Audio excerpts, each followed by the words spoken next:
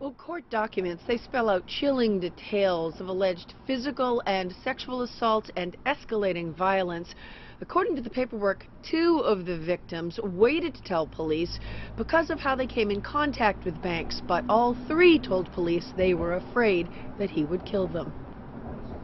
Barely 8 months after moving to Portsmouth from New York City, 21-year-old James Banks appeared in court accused in the rapes of 3 women. The defendant was a stranger to these victims. However, they all identified him through photo arrays, as well as details that they were able to give investigators. According to court paperwork, he met 2 of them through ads they posted online on Backpage, one in the fall, one in January.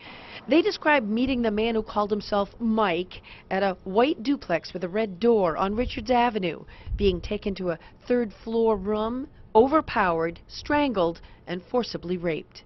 He confined these women, threatened them, threatened to use a gun against them, told one of the victims that he had done this before. Paperwork says a 3rd victim called police on March 27th, the same night as her alleged attack. She told detectives they'd met at the mall. He later picked her up downtown in his car and pulled over minutes later. He immediately grabbed her by the neck with his hand, choking her. He pulled out some of her hair, locked the car doors with a remote control, told her to stop resisting or he would pull out a pistol and kill her.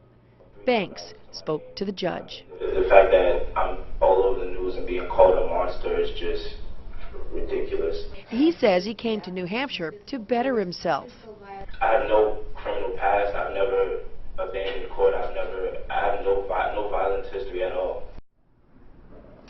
The judge held his bail at $150,000 cash. He's due back in court on Tuesday, and Portsmouth police encourage anyone with information to step forward. Reporting live in Portsmouth, Jennifer Crompton, WMUR News 9.